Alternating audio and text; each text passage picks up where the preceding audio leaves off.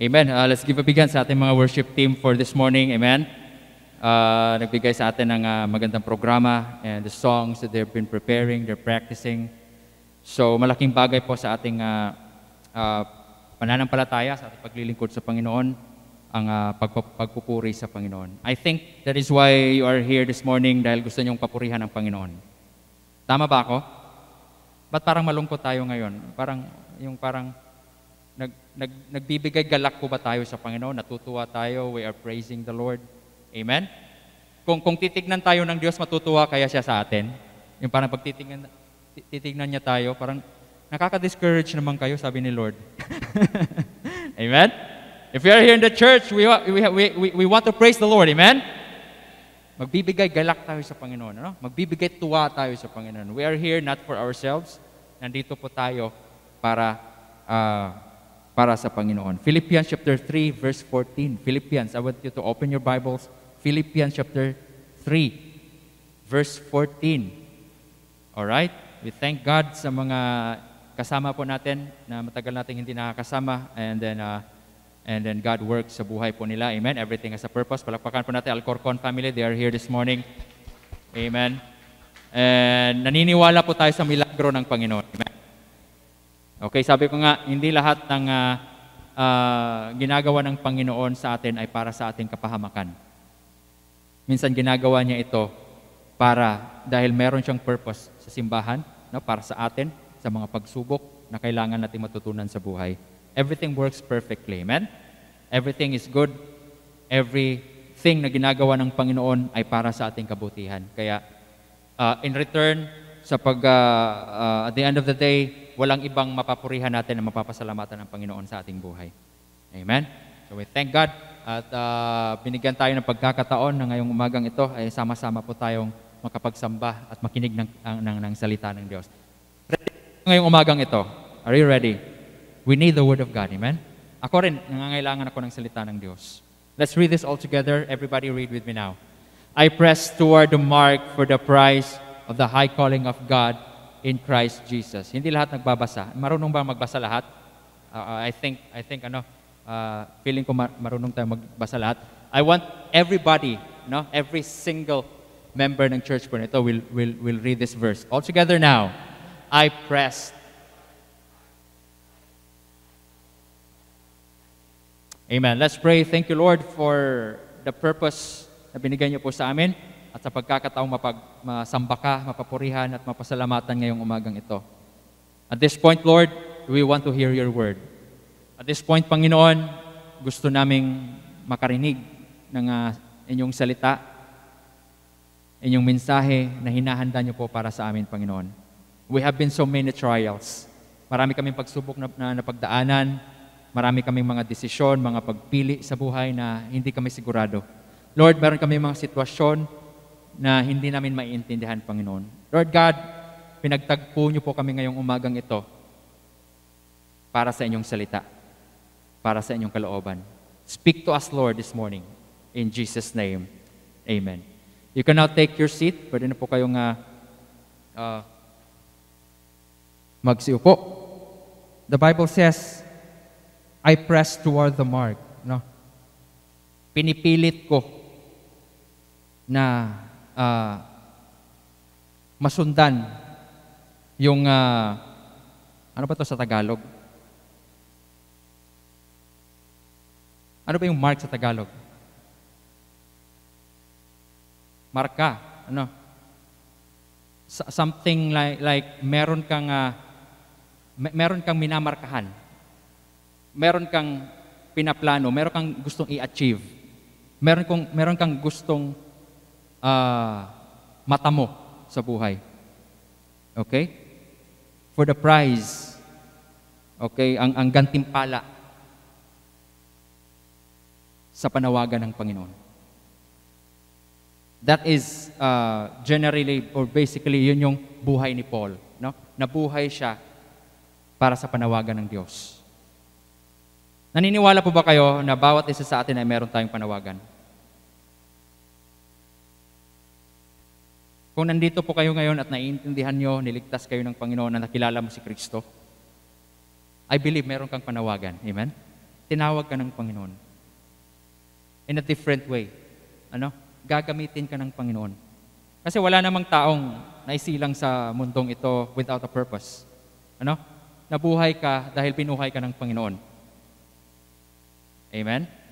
Nagkasakit tayo, nagkaroon tayo ng pagkakataon, nagkaroon tayo ng pag-asa, nagkaroon tayo ng buhay. It is because God still has a purpose in your life. Sabi ko nga kay Pastor Gani, tinawagan ko siya, Pastor, I think hindi pa time, hindi pa panahon. Amen?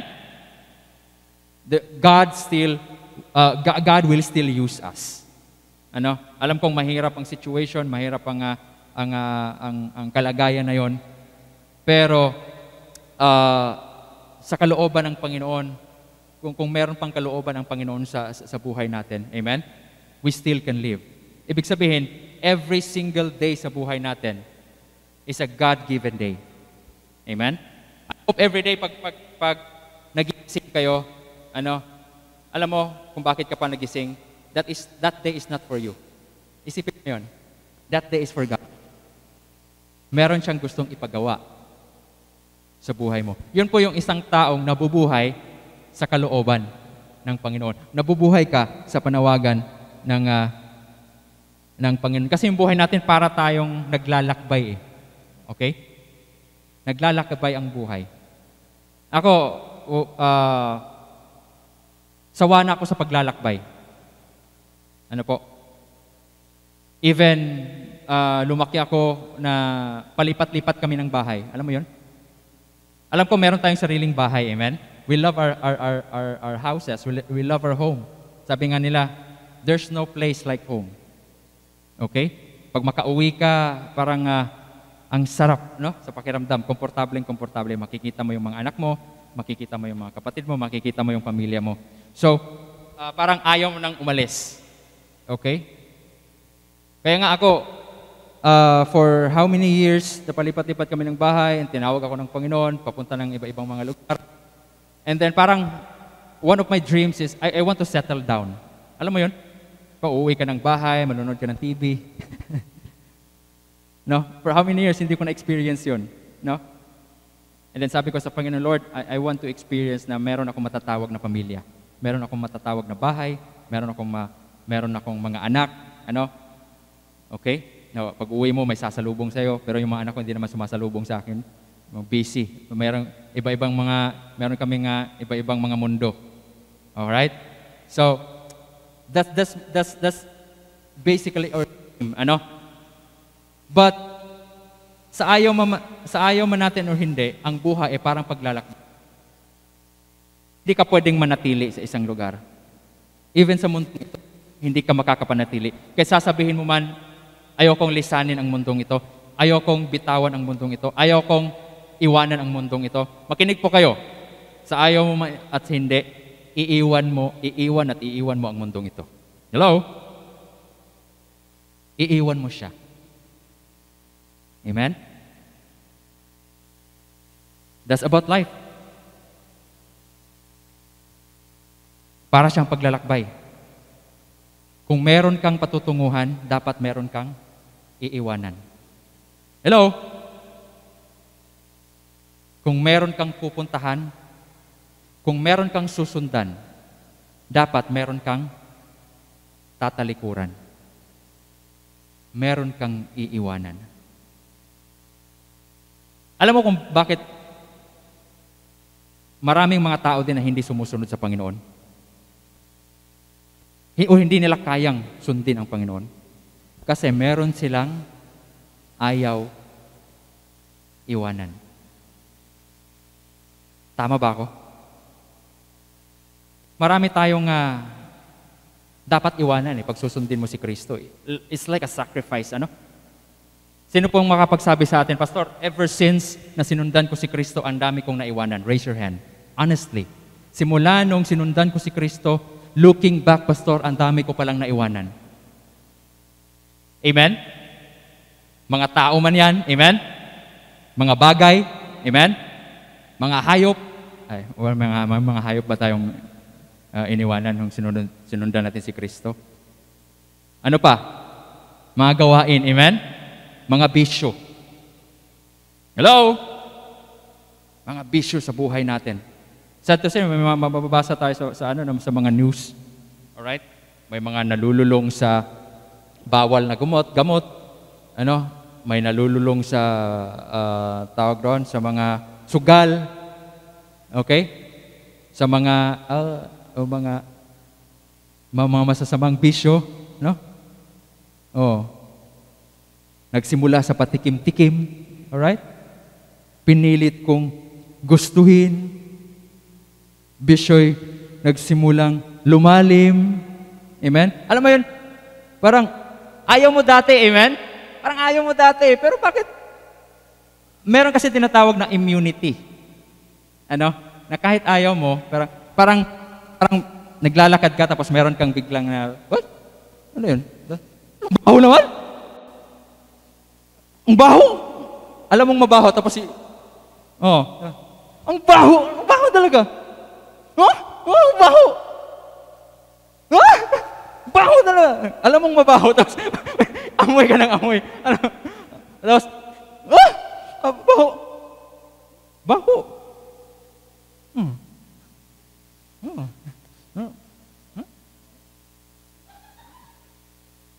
Masarap pala, masarap. Chocolate pala ito eh. Ang tawag doon, immunity, amen? Minsan kasi, pag hindi mo siya hugasan, hindi mo siya tawag doon, itapon, parang it will live in your life, like, na parang maging parte na siya ng buhay mo, hanggang magugustuhan mo na siya. Amen? Dati ayaw mo siya eh. But dahil palagi mo siyang kinakasama, palagi mo siyang kinakausap, hanggang gusto ko na siya. Amen? Immunity ang tawag doon. Minsan nga, si Pixel, yung anak ko, ang baho-baho talaga ng niya, yung magdudumi siya. Parang masusuffocate ka, yung parang nandun ka sa point na parang hihimatayin ka pag nandun ka sa kwarto. Tapos mayroon akong ginagawa sa project sa computer. Tapos kailangan kong tapusin. Tapos baho-baho na talaga. Baho. Gano'n ka na naman. Tapos kailangan ko na tapos hanggang hindi ko na napapansin, man na mabaho pala. Hanggang, wala na. Wala namang amoy. Tapos papasok si Sally sa kwarto, ang baho-baho! Mabaho ba? Wala namang baho. Immunity, amen? Alam mo, pag hindi ka gagawa ng aksyon doon sa mga bagay na mabaho o hindi nakakabuti sa'yo, magugustuhan mo siya. Tawag doon bisyo. Amen? Bakit gusto nilang ginagawa yun? Bakit gusto nilang tikman yun? Bakit ganun? Pero pag palagi kang exposed, palagi mo siyang, ang tawag doon, sinusubukan, hanggang magugustuhan mo siya unti-unti. Ano bang kailangan kong gawin, Pastor, para mahintuan ko na siya? Kalimutan, talikuran, iwanan. Dalawa lang yung option mo sa buhay. Pag meron kang susundan, dapat meron kang iiwanan. Sinusundan ba talaga natin si Kristo? Do you want to live in Christ and to leave Christ behind? Nasa option po natin, nasa choice natin. I would like to bring the message ngayong umagang ito. Christ, to live or to live. Amen? Mabuhay ka kasama ni Kristo, iwanan mo siya. We have a similar message a year ago about this, but I just want to have another concept tungkol sa preaching na ito. Si Kristo ba ay kaya mong ikabuhay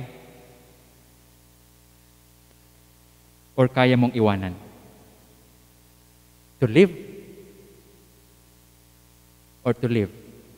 Paras lang, Pero magkakaiba yung spelling niya. Nabuhay ka ba talaga kay Kristo? Kasi ang taong nabuhay kay Kristo at sumunod kay Kristo, marami siyang napag-iwanan sa buhay niya. Hello? If you will say na sinusundan mo si Kristo, pero wala kang naiwanan sa buhay, nagsisinungaling ka. Kasi ang totoong taong sumunod kay Kristo, marami siyang masasabing nakalimutan niya at naiwanan niya. And the more you follow Christ, the more kang lumalayo. The more mong meron kang nalalayuan, meron kang naiiwanan sa buhay. And looking back, ang layo-layo ko na pala. Amen? Ang layo na pala niya. Amen? Ang layo na, hindi ko na siya makita. Ano? I remember the boy, but I can't remember the feelings anymore. Ha? Hindi ko na maalala. Alright? To live or to live. Number 1, diretso po tayo. Okay? Paano po natin successfully maiwanan ang dapat nating maiwanan? And by the way, hindi ko kayo natanong. Sino po dito, Pastor, meron akong gustong iwanan sa buhay? Raise your hand. Honestly, meron kang gustong iwanan? Wala? Gusto nyong ikasama siya buong buhay? Ikasama ang bagay na yon, ang tao na yon, ang ginagawa mo habang buhay? Hey, listen here. If you want to follow Christ, dapat iwanan mo yon. Ulitin ko ang tanong. Honestly, Pastor, meron akong gustong, hindi ko man masabi, ako lang nakakaalam. Pero meron akong gustong iwanan sa buhay. Raise your hand. Raise your hand. Ugali man yun. Ano? O isang pangarap na hindi nakakabuti sa'yo, gawain, habit, ano? Listen here. If you want to follow Christ, you have to leave those things behind. Paano? Paano? I'm getting this point from the book of Philippians, how we like what we read kanina. Ano? It says there before that verse, brethren, I count not myself to have apprehended, but this one thing I do. Magulo man ang buhay, napakahirap sumunod kay Kristo, pero ito lang talaga ang ginagawa ko. Tip ito, amen? Tip ang ginawa ni Pablo. Madali lang bang sumunod kay Kristo? Would you answer me? Mahirap. Hello? Mahirap kasi ang daming struggles. Ang daming pagsubok. Ang daming humahad lang sa'yo. Ang daming humaharang sa'yo. Ang daming pumipigil sa'yo pag sumusunod ka kay Kristo. Pero sabi ni Paul, ito lang yung ginagawa ko. Amen? But this one thing I do. Isa lang ang ginagawa ko. Isa lang yung kailangan kong gawin. Diba? Naguguluhan ka, ang daming mong kailangan, ang daming sagabal, pero ito lang yung dapat kong gawin. Meron akong tip. One thing I do. Number 1, the priority. Amen? Para magawa mo ang kailangan mong gawin, ang key dyan is priority. Kaya sabi ni Paul, ito lang yung ginagawa ko. So, he is the kind of person who knows how to prioritize his life. Bakit may mga taong wala sa church, hindi naglilingkod sa Panginoon, hindi nagsasamba sa Panginoon? Alam ba nila, Pastor, na importante ang pagsasamba? Yes. Alam ba nila na kailangan unahin ang Diyos? Yes. Alam ba nila na kailangan number 1 ang Diyos? Yes. Bakit wala sila sa church? Priority. Amen? Kahit alam mong tama, pero dahil wala siya sa priority mo, hindi mo pa rin ito mauuna.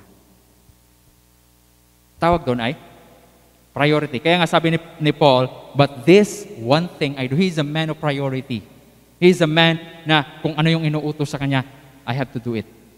Kung ano yung kalooban ng Diyos, kailangan kong unahin yun. Okay? Number 1, priority. Sabi nga ni John Maxwell, it's not hard to make decisions. No? Or one of the quotes says, it's not hard to make decisions when you know what your values are. Hindi mahirap gumawa ng desisyon kung alam mo kung ano importante para sa'yo, kung ano yung mahalaga para sa'yo, kung ano yung priority para sa'yo. Maybe nandito ka ngayong umagang ito because priority mo ang pagsasamba. Am I right? Siguro inaantok ka, kanina gusto ko pang matulog pero I have to go to church dahil importante ang Diyos para sa akin. Siguro nandito ka ngayon kahit may maraming hindi tapos na module, no? Pero pwede naman ako mangopya mamaya, pupunta na lang ako sa church. Hindi ko sinasabi yan. Pero mas tutulungan ako ng Diyos pag uunahin ko siya. Amen? Kasi kahit ibibigay ko yung lahat, wala pa rin pumapasok sa isip ko Alam mo kung bakit? Kasi ang Diyos ang nagbibigay ng isip. Amen? Bakit, pastor? Kahit buong araw, kahit hindi pa rin, wala pa rin ako makukuha. Kasi sino bang gumawa ng utak mo? Di ba, ang Diyos lang din? Eh, di unahin mo yung Diyos, amen? There are a lot of times, inuuna natin ang Diyos. At yung mga bagay na mahirap gawin, ay kaya mong gawin. Madali na lang gawin. Why? It is because you know how to, what? Prioritize things. Inuuna mo siya. It's always been a test. Kahit araw-araw, no? Pagbabasa ng Bible, ang dami mo kong gagawin, pagod na pagod ka na, galing ka sa trabaho, ano?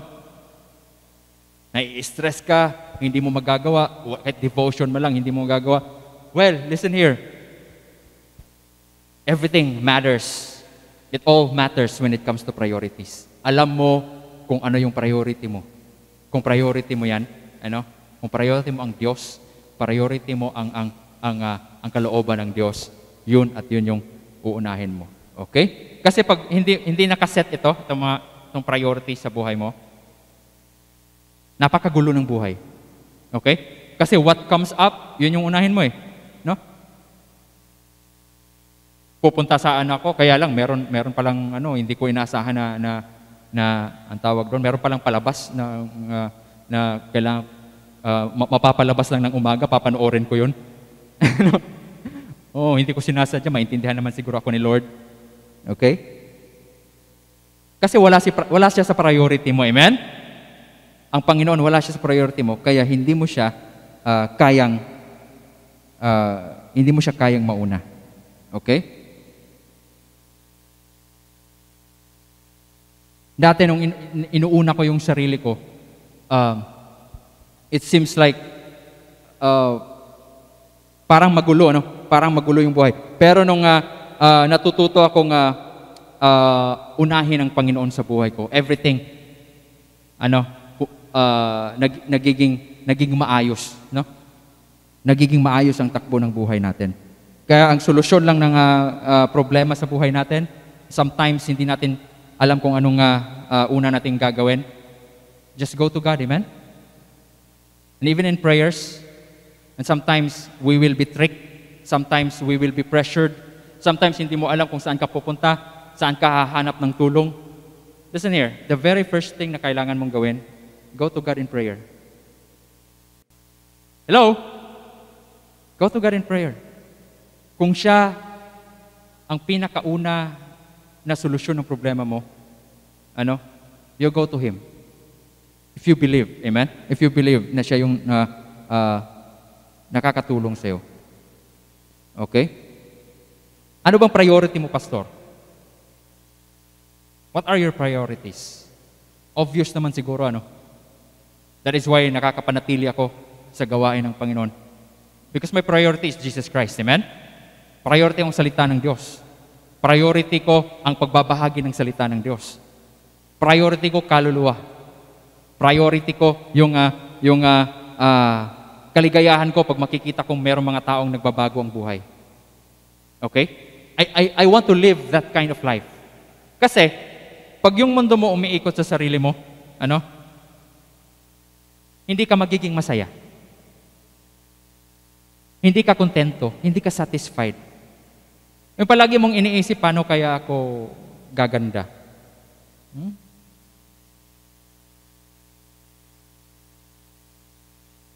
Di ba? Yung priority mo, yung mga bagay na gusto mong maangkin sa sarili mo, ano yung mga bagay na gusto mong matanggap, gusto mong ma-achieve sa sarili mo. Alam mo, pag iikot yung mundo mo sa ganun, you will never be happy. I tell you, you will never be happy. Okay? And you will never be contented. Kasi walang contentment ang buhay pag ang mundo mo ay umiikot para sa sarili mo. Pero simula nung nasubukan ko na ginawa kong priority ang gawain ng Panginoon, maraming mga bagay na hindi ko hinihingi sa Panginoon pero natanggap ko siya. Amen? Marami akong na-achieve na madali ko lang nakuha. It is because, hindi dahil pinipilit ko yung sarili ko doon, but because God has given you those things. Dahil binibigay ng Panginoon sa iyo yun, even freely. ever since na ginawa kong priority ang paglilingkod sa Panginoon. I hope po ay maintindihan po natin ito. Amen? Sabi ni Paul, but this one thing I do. Okay? Pastor, simula nung sumunod ka sa Panginoon, marami ka bang naiwanan? Yes, ang dami. Kawawa ka naman, Pastor, kasi nawala na sa iyo yung mga bagay na yon. Nawala nga yung mga bagay na yun, pero marami din namang binibigay ang Panginoon sa akin. Amen? If you will follow Christ, totoo, marami kang maiwanan. Who will agree with me? Say amen. Pag susunod ka sa Panginoon, marami kang maiwanan. Maraming mawala sa iyo. Say amen. Handa ka ba doon na mawala siya sa iyo? Ha? Mawala yung mga bagay na yun, mawala yung mga tao na yun, mawala yung mga gawain na yun. Handa ka bang maiwanan mga bagay na yun? Alam mo, kung hindi ka ready, you are not worthy to follow Christ. Hindi mo talaga siya masusundan. Alam mo yung naglalakad ka na parang, Panginoon, pero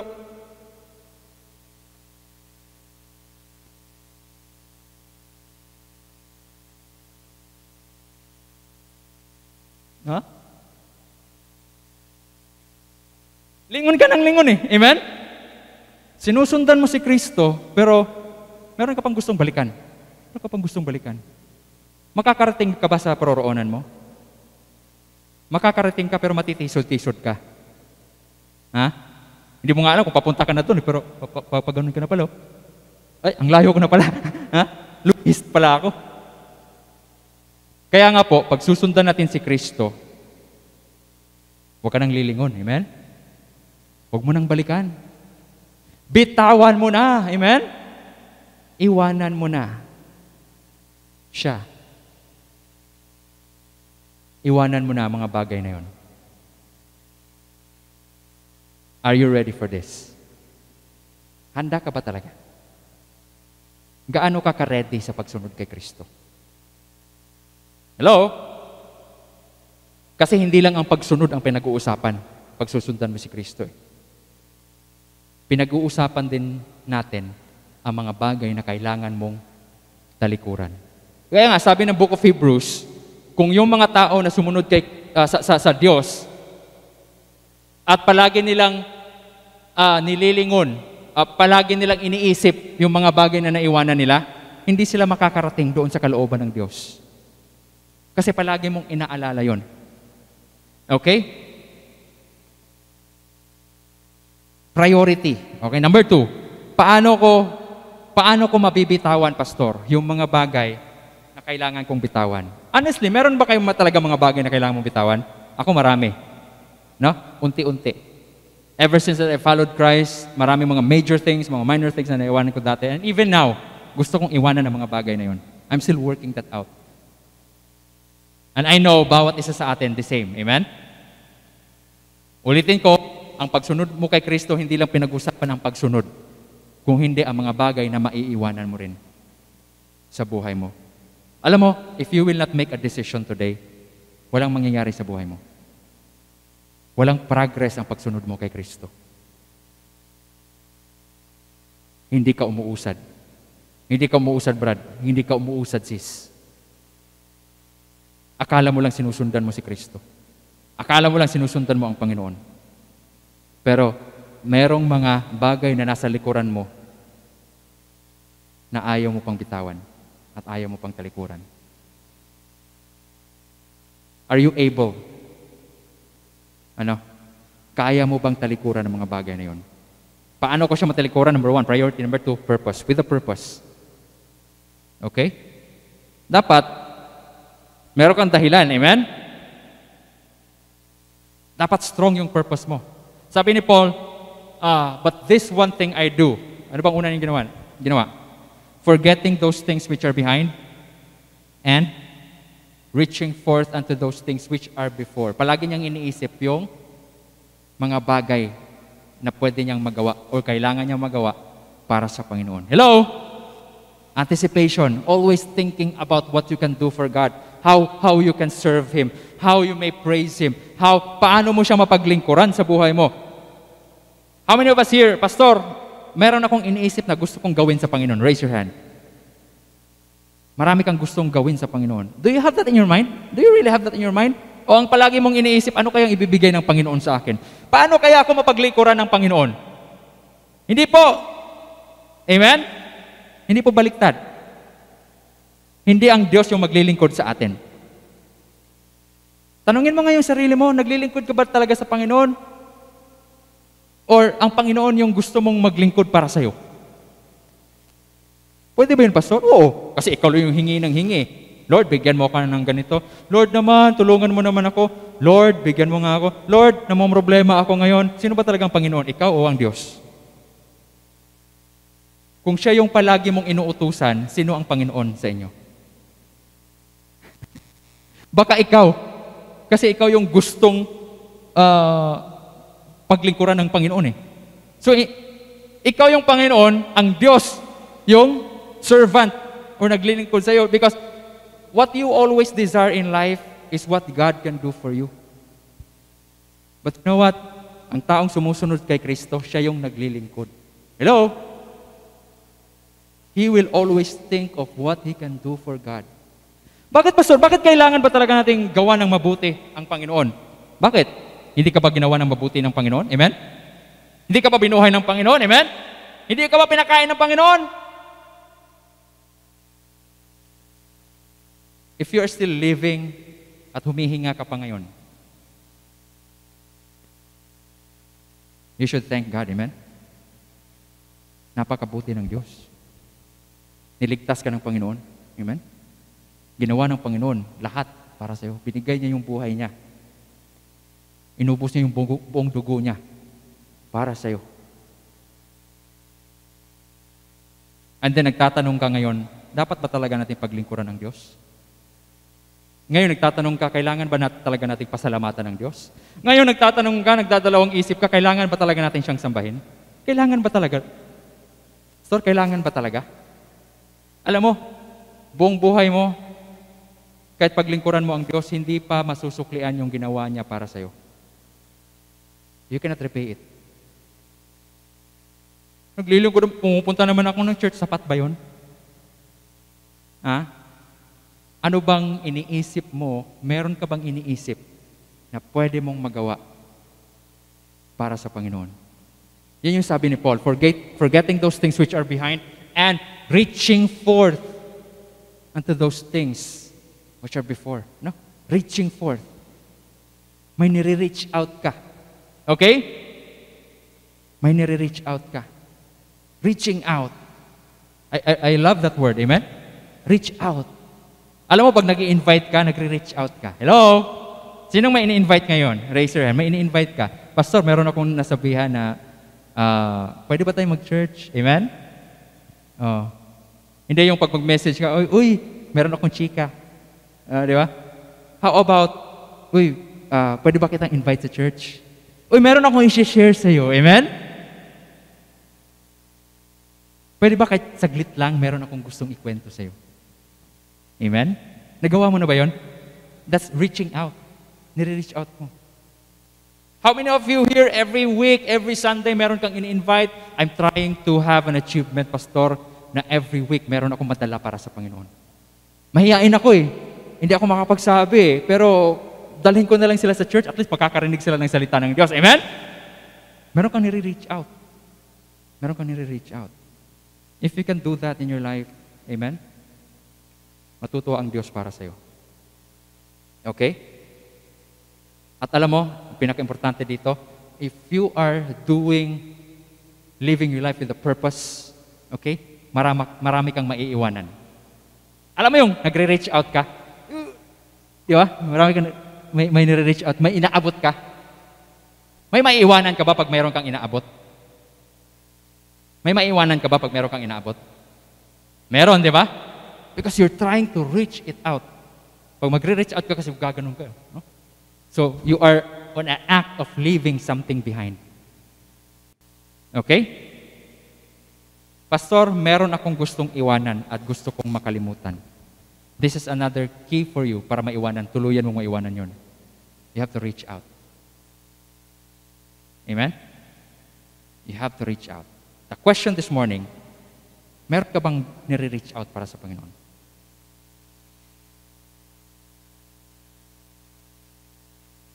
Paano ka makakapag-reach out? TikTok ka ng TikTok, wala ka namang ginagawa.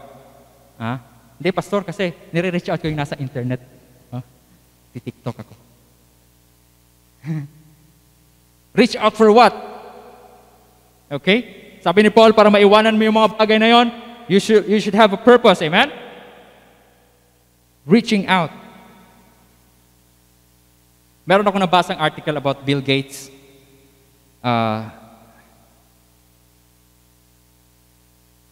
Sabi niya, ano daw yung difference ng mga mayayaman at mahihirap? What's the difference between rich and the poor? Ang mga mayayaman daw, kahit wala silang pera, mayaman pa rin sila, ang tawag sa kanila. Kahit ubusin mo yung pera nila, mayaman pa rin ang tawag mo sa kanila. Kasi bukas o makalawa, magkakaroon ng pera yan. Pero ang mga mahihirap, bigyan mo ng 1 million ngayong araw na ito. Bukas o makalawa, wala ng pera yan. Hello? Tama, di ba? Because rich has the capacity to make riches. They have the capacity to make riches. Kahit wala silang pera, they are able to make riches. Ano? Pero ang mga mahihirap daw, we don't have the capacity to make riches. Kaya, bigyan man tayo ng ilang milyon ngayon, mauubos din yan. Because we don't know how to duplicate it, how to make it. The same thing, amen? The same thing with our life, okay? Because yung mga mindset kasi nila, they're always thinking of wealth. They are thinking of paano by the way, I'm making mention of this, pero hindi ko sinasabing kailangan yumaman tayo. Amen? This is just an example. Ano yung mindset nila? Ano yung iniisip nila? Because ang palaging iniisip, kagaya na sabi ni Bill Gates, I don't want my mind to stop working. No? Ayoko yan, ihinto yung takbo ng pag-iisip. Paras kami ni Bill Gates. Pero iba lang yung sa akin. I want my mind to start working. I want my mind to start working. Alam mo yun, pag bago mong gising, paano gagana yung utak ko? Okay? Pero si Bill Gates, I don't want my mind, my brain, to stop working. Kaya palaging nag-iisip. Kaya productive yung buhay. Amen? Productive yung buhay. The same thing doon sa taong palaging may purpose sa buhay. Alright? May purpose sa buhay. Hindi discouraged, hindi ka nanghihina. Okay? Hindi ka naapektuhan ng mga kung ano mo yung nasa sitwasyon sa paligid mo. Why? It is because you are living with a purpose. Okay? You are always living with a purpose. Ganon yung mga isip ng mga mindset. For example, doon sa mga mayayaman. Amen? Yung Facebook, magbabago na rin yung pangalan is Metaverse. Di ba? It opens up about virtual reality, no? Yung mararamdaman mo yung kahit malayo, pero you can interact or connect with them on a virtual world. All right? Yun yung palaging palagi nilang iniisip. Pero pag makikita mo sa personally yung mga taong yun, they're just normal persons, no? Parang hindi mo akalain na mayaman pala yung mga yun. It's just their mind.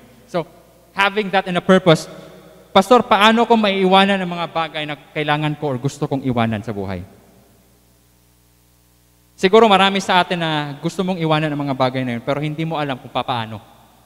Okay? That's why this morning, God is giving us an outline, no? A tip kung paano natin maiwanan tuluyan ang mga bagay na yun. Number 1, by way of priorities. Dapat alam mo kung paano mo prioritize. Ang ginagawa mo ba araw-araw ay nagagawa mo ba talaga yung mga importanteng mga bagay? Or maraming araw na nasasayang, na iniisip mo sayang yung araw na yun? Wala naman akong ginawa. Sayang yung araw na yun kung ginawa ko na sana yun, di ba? If you know how to prioritize, magagawa mo yung mga bagay na importante. Lalong-lalo na sa Panginoon. Number 2, if you know how to live with the purpose, mapag-iwanan yung mga bagay. Lastly, the prize. Okay? If you are reaching for the prize. Sabi ni Paul, forgetting those things which are behind and reaching forth unto those things which are before, I press toward the mark. Ano? Towards the prize. Meron kang mark. Okay? Meron kang target. Hello? Meron kang target. At pinipilit mong maabot yun. For the prize of the high calling of God. By the way, ang prize, it doesn't talk about, kasi iniisip natin premyo, no? Pag prize. Prize doesn't only mean reward. Prize is an outcome of your choice. Hello? Output or outcome. Ang tawag doon? Yung kinalalabasan ng mga decision mo na nagawa mo. This is your prize. Amen? Kung ano ka ngayon, that's price of your decision before. Kung ano yung resulta ng buhay mo ngayon, that's the price of your choices that you have made few years ago. Are you listening? Ang price po is yung situation na meron ka ngayon or ang outcome na pinili mo dati at ito na yung naging resulta. That's your price. Amen? That's your price. Ako masasabi ko that the life that I'm living today is the price for the few years na sumunod ako sa Panginoon. And I love the price. Amen? I love the kind of life na binigyan ako ng pagkakataon ng Panginoon, the freedom to serve Him. This is my price. Amen? I really love it. Ewan ko lang sa inyo ngayon.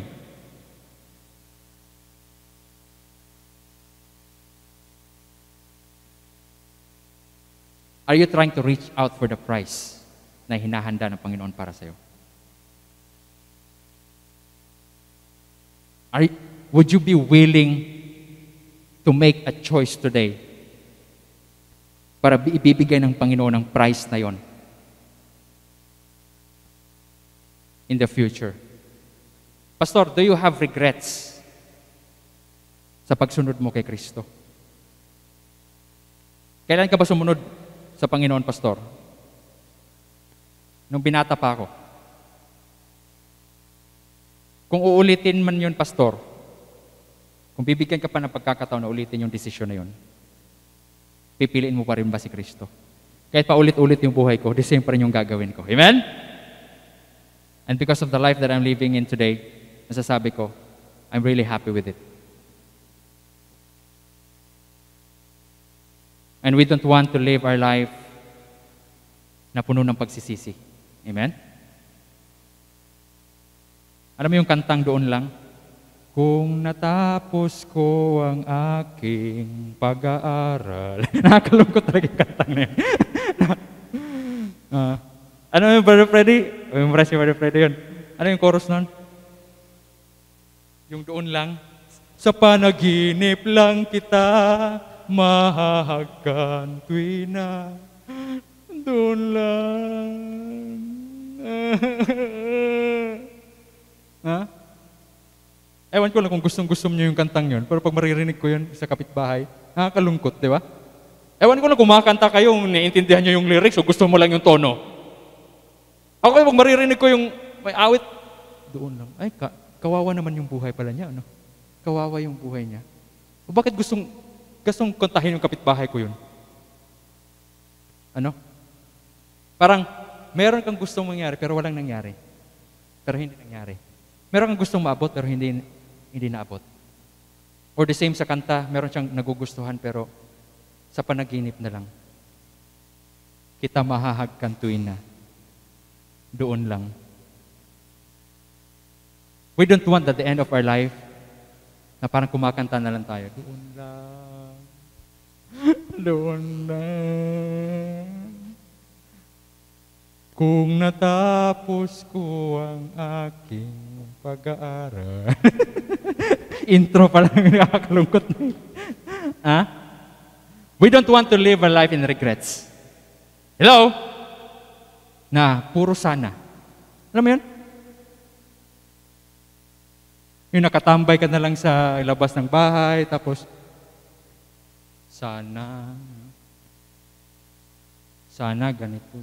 Kung maibabalik ko lang, sana. Sana kung Kung hindi ko lang ginawa yun, sana, puro na lang sana, no?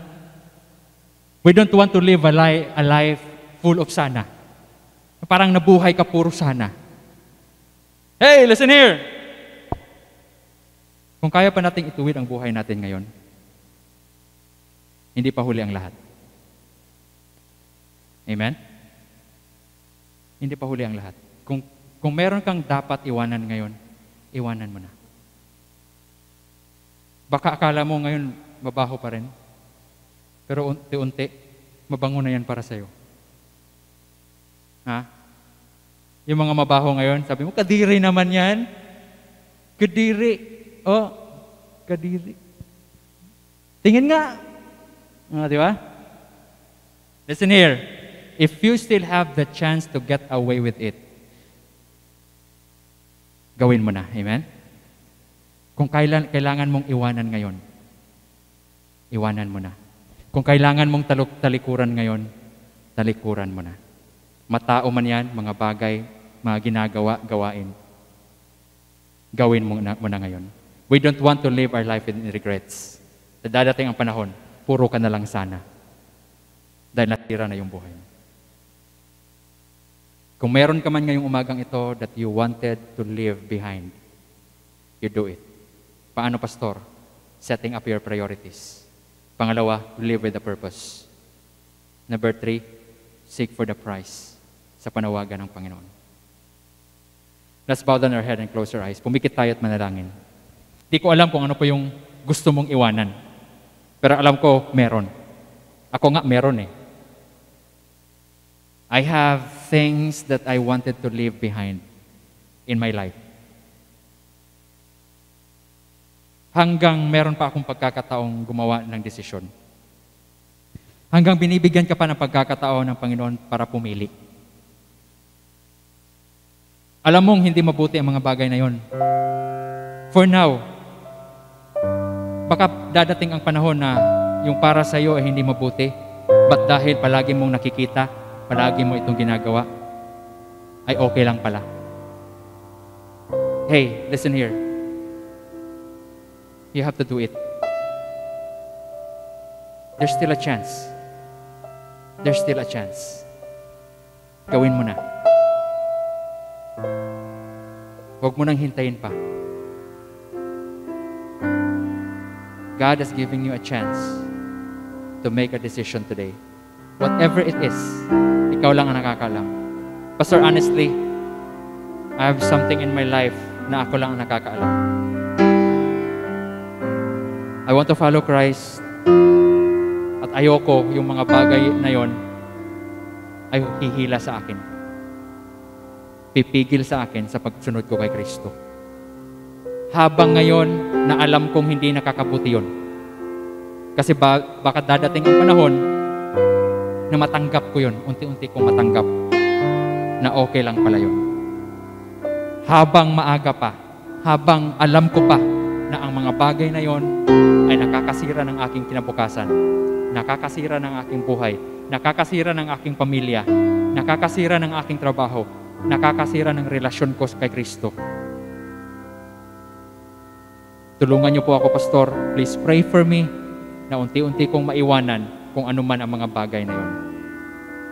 I will pray for you. Sino pong mauna? Amen. I see your hand. Amen. I'll pray for you. Meron pa po ba? Pwede niyo po ba akong ipanalangin, Pastor? Gusto kong iwanan ang mga bagay na yun. Ikaw lang nakakaalam nun. Walang iba nakakita. Please pray for me. I can help you with the prayer right now. Meron pa po ba? I'll pray for you. I will pray for you. I'll pray for you. Pastor, I'm concerned about my future. Pastor, gustong-gusto kong sumunod Kristo. Pero merong pumipigil sa akin. Merong humahat lang sa akin. Pero hindi ko nahahayaan sa pagkakataong ito. Tatalikuran ko na yung mga bagay na hindi nakakabuti sa akin sa pamamagitan ng pag-prioritize ko kay Kristo, sa pamamagitan ng purpose ko na gawin kong purpose si Kristo sa buhay ko at ang kanyang panawagan. you will never follow Christ. It's really hard to follow Christ kung wala kang iiwanan sa buhay. You have to make a choice right now. You have to make a decision. Everybody stand. Tayo po tumayo. Let's sing this last song ngayong umagang ito. Tayo po tayo. Everybody stand. If you knew that God is talking to you ngayong umagang ito, and God wants you to make a decision in your life, kailangan mong pumili. The greatest thing that you can do is to surrender your life for Christ. Let's sing this song. Everybody now. All to Jesus I surrender.